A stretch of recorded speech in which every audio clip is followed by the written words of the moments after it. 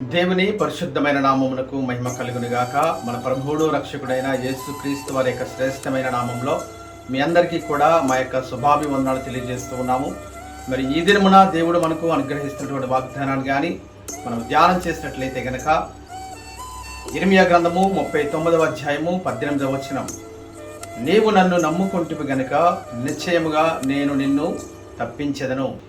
ఈ పరిశుద్ధమైన వాక్యము ద్వారా దేవుడు మనందరితో కూడా ఈ యొక్క ఉదయకాల సమయంలో మాట్లాడబోతూ ఉన్నాడు. ఈ లోకంలో కానీ మనం చూసినట్లయితే గనక, మనుషులు కానీ మనం నమ్ముకున్నట్లయితే గనక, మనుషులు మనకు సహాయం చేయరు కానీ, మనుషులు మనల్ని తప్పించరు కానీ, మనుషులు ఇదిగో ఏదైనా ఆపద కలిగినప్పుడు మనకు మన పక్షంగా నిలబడరు కానీ, సరైన సమయం వచ్చినప్పుడు మరి మనకు సహాయం చేయకుండా వారు తప్పించుకోవచ్చు కానీ దేవుడు మాత్రము అలా చేసే దేవుడు కాదు.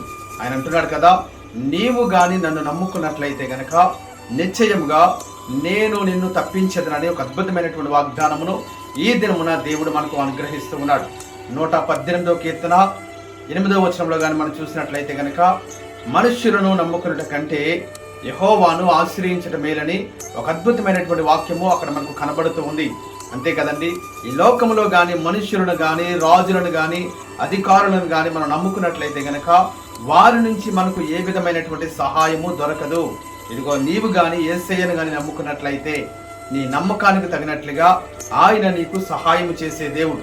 పరిశుద్ధ గ్రంథములో మరి రూతు గ్రంథము కానీ మనం చూసినట్లయితే ఆ యొక్క రూతు గ్రంథములో మరి రూతు అనేటువంటి ఒక స్త్రీ మనకు కనబడుతూ ఉంది.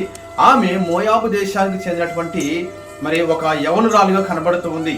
ఆమె మొదటిగా నయోమిని నమ్మింది, తర్వాత నయోమి నమ్మినటువంటి ఆ యొక్క దేవాతి దేవుని నమ్మింది.